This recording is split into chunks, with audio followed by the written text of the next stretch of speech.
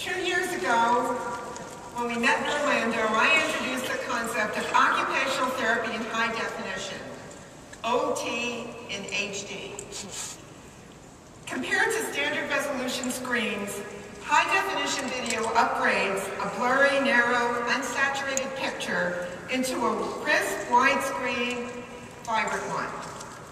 In the same way, the metaphor of occupational therapy in high definition upgrades the picture of our profession for the 21st century. OT in HD communicates what occupational therapy is with clarity and confidence. It knows our wide-ranging work settings and patient populations show the fundamental essence of everyday activity. It celebrates the way people's lives are truly transformed as a result of occupational therapy. Do you remember me telling you about the research I did while developing the HD analogy? I brought home electronics magazines and sales circulars in order to learn all the latest jargon and the different features. And just when I got up to speed, what happened? The technology changed. Now many televisions offer HD in 3D, high definition in 3 dimensions. With the right programming and wearing the special glasses, I thought I had mine up here, but I can't find them. But wearing the special glasses, the picture jumps off the screen and into your lap. Today's 3D craze is another example of what's old becoming new again. I vividly remember going to see the horror movie House of Wax in 3D in 1953. Some of you have seen that movie? Well, guess what? I was 7 years old when I got to see it. And, you know, it was generating a lot of buzz because it was like the first 3D movie to be made by a major motion picture studio. Now, one of the legends of horror, I think you remember Vincent Price. He was the lead actor in that movie, and he played a serial killer who encases his victims in wax and then displays them in a wax museum, unbeknownst to the museum patrons. To say the least, it was a pretty gruesome movie. How many of you saw it and remember it? So I really don't know what my parents were thinking, taking a 7-year-old. That might be why I have the personality I have today.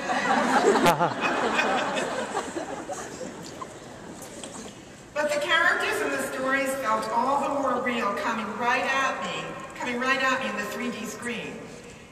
It scared me half to death, and that experience still is in my mind today. While the technology is not necessarily new, this latest generation of 3D looks even more real than that in previous years because of the HD technology.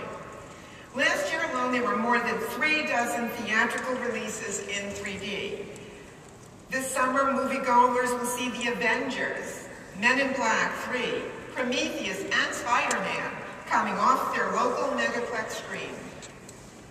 I'm probably the most excited, given my personality, with the prospect of seeing F. Scott Fitzgerald's classic, The Great Gatsby, in 3D. But eye-popping effects alone don't make a quality film.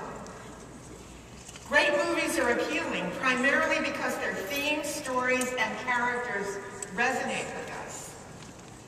In his book, The Hero with 1,000 Faces, Joseph Campbell examined classical myths from across the world, cultures, and historical periods. Campbell was an expert on the role of mythology in societies, and he studied the Greek and Roman mythologies, folklore from antiquity, and stories at the heart of the world's great religions. The word myth is sometimes used to mean fabricate or exaggerate, but that's actually a modern usage. I'm talking about myth in the sense of the culturally rich stories that teach larger philosophical and spiritual lessons. Think of Homer's Iliad and Odyssey, for example. Campbell showed that many myths, even across cultures and throughout history, share a common storyline: the hero's journey. In fact, this storyline is so pervasive, Campbell believed it to be central to all of human experience. He called it the monomyth, translated literally as the one story shared by all mankind. The monomyth, the hero's journey, goes something like this. First, the departure. An unsuspecting everyman is called to depart the known world, leaving behind the comfort and familiarity of his normal life. Second, the tests. The protagonist enters an alternate reality, encounters sequentially greater tests, growing in strength and character, and ultimately conquers a supreme challenge. Lastly, the return. Our victorious hero returns home, transformed by the experience, and life will never be the same again. How many versions of this basic storyline exist in pop culture? Think of your favorite movie, and I guarantee you can identify elements of the hero's journey. And maybe now you've connected the dots and figured out why we had the music we had playing when you entered the room. Well, in fact, the medley, it wasn't just about California and big John Williams and big movies. It was really method in it. The actual soundtracks were all from movies that are based heavily on the monomyth theme, the hero's journey. When we adopted the AOTA Centennial Vision 7 years ago, occupational therapy set out on our own hero's journey. Of course, the Centennial Vision envisions by the year 2017 that occupational therapy, and I don't know if you want to do this with me, but you may, will be a powerful, widely recognized, science-driven, and evidence-based profession with a globally connected and diverse workforce meeting society's occupational needs.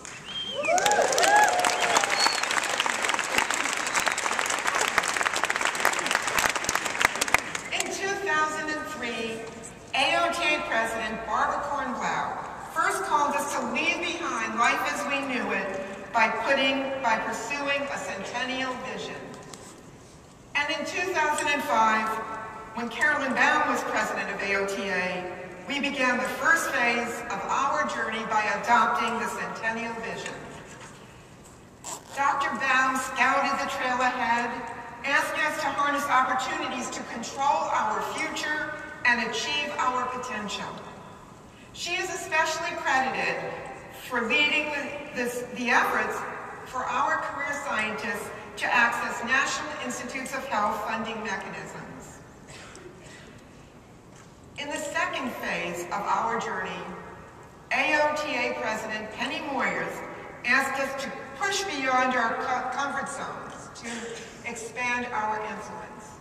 To push beyond our comfort zones to expand our influence. It takes a big breath for that one.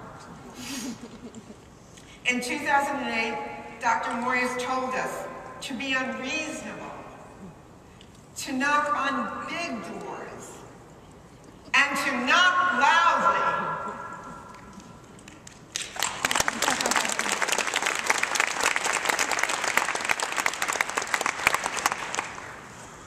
No doubt we have faced trials and tribulations along the way. Encroachment by licensed and non-licensed professions, cuts to publicly financed programs and reimbursement payments, adapting to the uncertainties of healthcare reform. But like Odysseus in Homer's Odyssey, or Rocky Balboa, as I discussed at last year's conference in Philadelphia, Indiana Jones in Raiders of the Lost Ark, or Dorothy in The Wizard of Oz, we emerge from each challenge stronger, wiser, and better prepared for what lies ahead. In 2010, we encountered the third phase of our Centennial Vision journey, when I stated that broadcasting occupational therapy in high definition would be the overarching goal of my AOTA presidency. OT in HD sprung from my desire to challenge the fuzzy definitions of our profession. I wanted all of us to speak what we have always known, but may have been reluctant to say out loud, that occupational therapy is an invaluable profession with unparalleled vibrancy, distinction, and detail.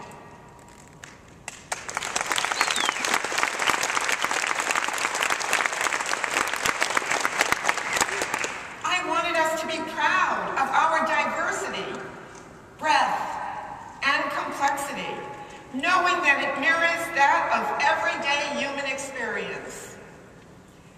I wanted the entire world to recognize that occupational therapy professionals, more than any other discipline today, have the singular expertise to ensure that people can live life to its fullest.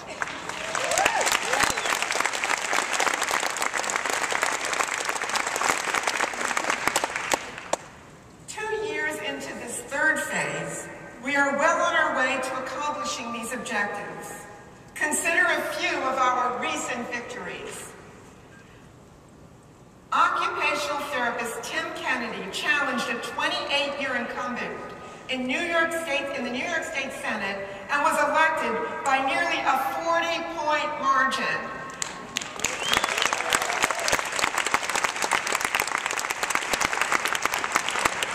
Senator Kennedy is the occupational therapist holding the highest public office in the entire country.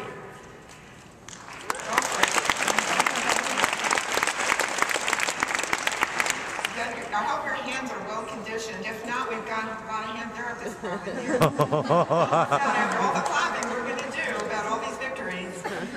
Occupational therapy practitioners and academic programs made it into the pages of the Boston Globe, Time Magazine, Inc. Magazine, and on CNN.com, Atlantic.com, and the Huffington Post.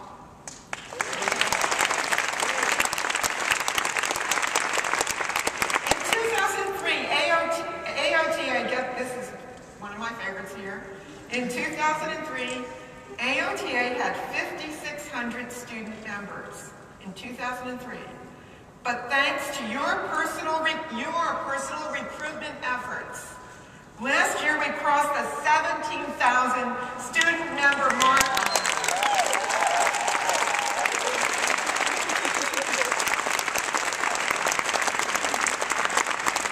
That's more than a 300% growth in less than a decade. Unbelievable.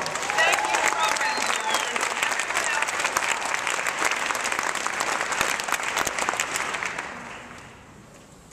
And thank you, faculty, because I know that it takes a village to accomplish what we've accomplished. Thank you, everyone who's helped with that. And speaking of membership, 2011 was AOTA's 7th consecutive year of membership growth.